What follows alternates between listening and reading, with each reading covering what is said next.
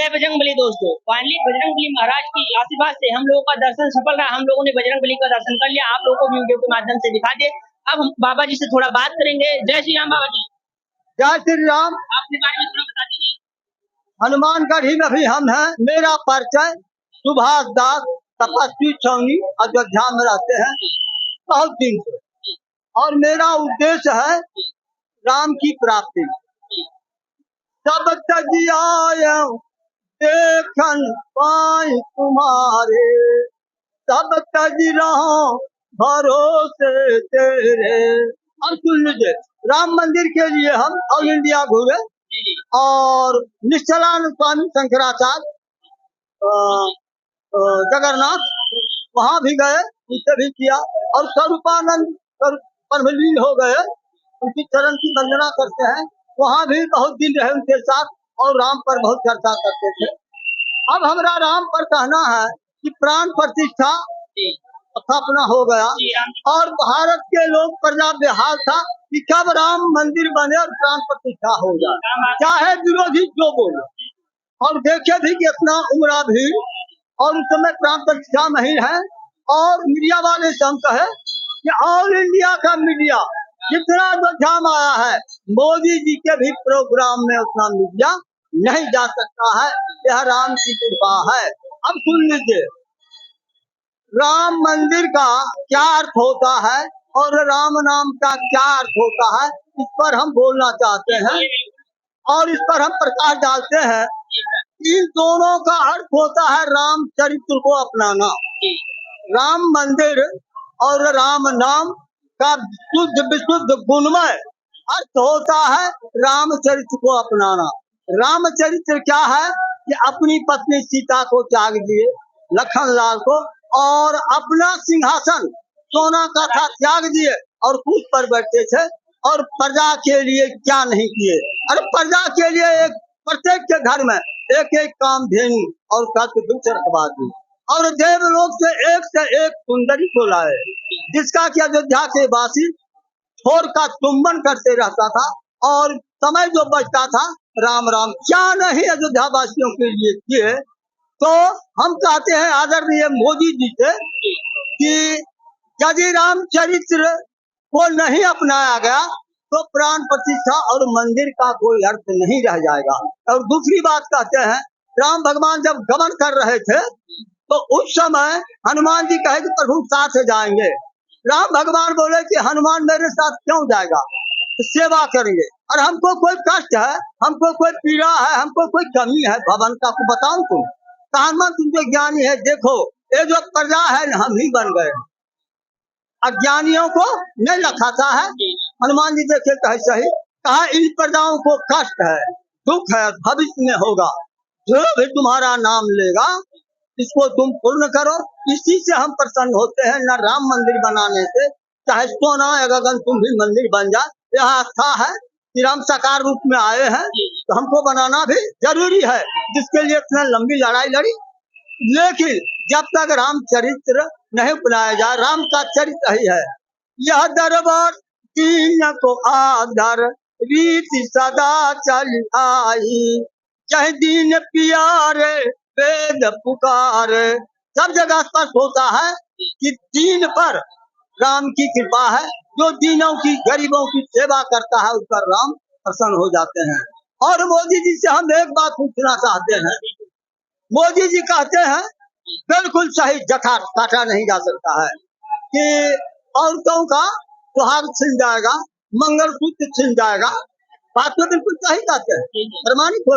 लेकिन हम आदरणीय मोदी से पूछना चाहते हैं, आपका परिवार तो भाजपा नहीं, बेटा बेटी है न वही है, तो भाजपा के पास तमाम संपत्ति है, सुख है, सारी है, तो पूछते हैं कि यदि होगा तो भाजपा का भी तो सिरहरण होगा, भाजपा की जो संपत्ति जाएगी और इन विरोधियों का जाएगा, एक धरना से पूंजीपति दो पति का भी तो जाएगा, नहीं जाएगा। हम पूछते हैं कि गरीब जो है, आदिवासी हो, हरिजन हो, किसी कौम का गरीब हो, चाहे फॉरवर्ड हो, वह तो बेहाल है, सोचते रहता है हम कोई सरकार और राष्ट्र क्या दिया।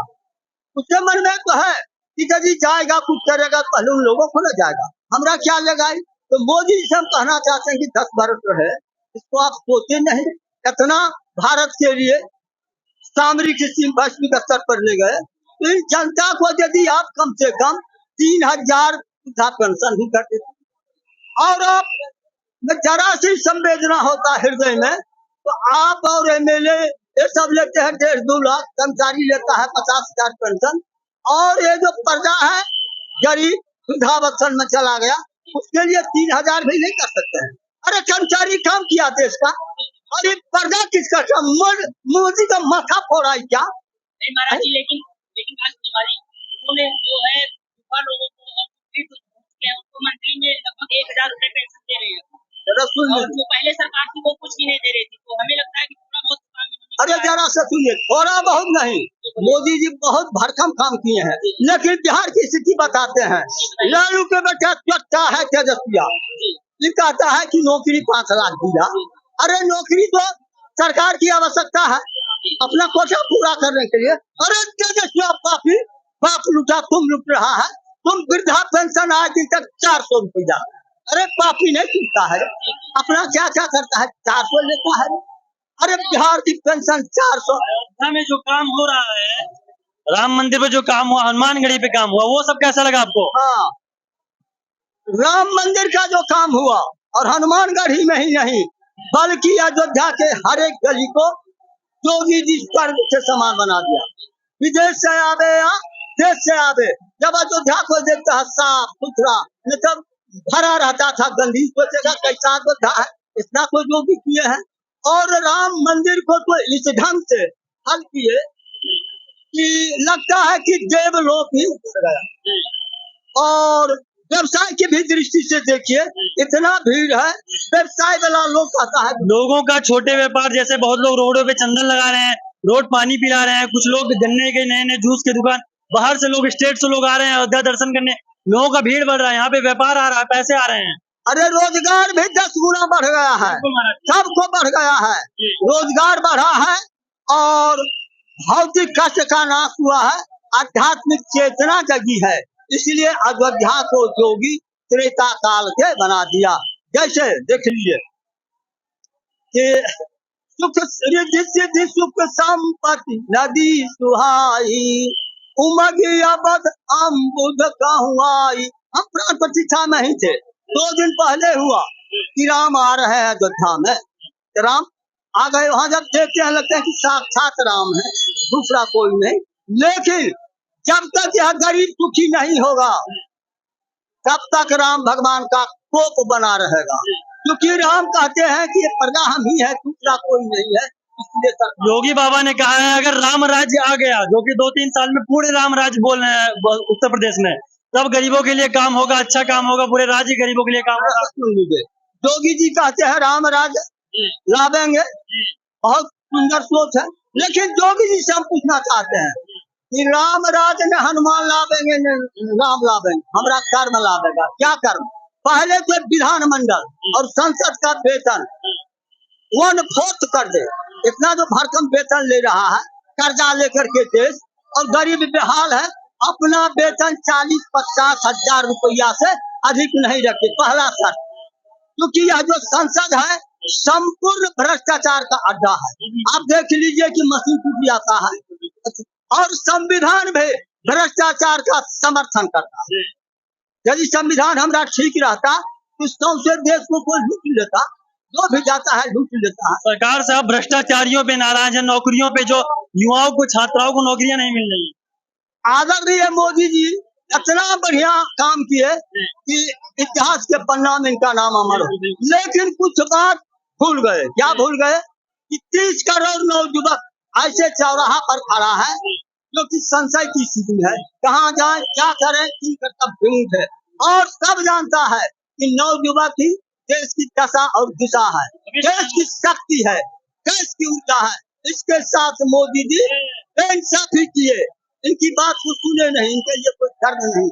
यदि रोजगार नहीं दे सकते हैं 10,000 प्रतिमाह करने दीजिए, और वृद्धा पेंशन 3,000 कर दीजिए, और साथ ही गरीबों को, आदिवासी हो, हरिजन हो, उसको आश्वासन दीजिए कि 1 करोड़ प्रत्येक परिवार को देंगे, और तत्काल 5,000 रुपया भी तो देते। यदि इतना काम कर जाते तो हम पूछते हैं आज मोदी जी को इतना प्रवचन और भाषण देने की जरूरत नहीं पड़ती। बहुत बहुत धन्यवाद महाराज जी, आपसे मिलकर हम लोग को बहुत अच्छा लगा। आपने युवाओं के बारे में बात किया, देश में जो बुराई है, सरकार की अच्छाइयां बुराई है, सब पे बात की, बहुत अच्छा लगा आपसे मिलके। जय श्री राम। और बोले ना बहुत बहुत धन्यवाद। जय श्री राम महाराज। जय श्री राम। YouTube channel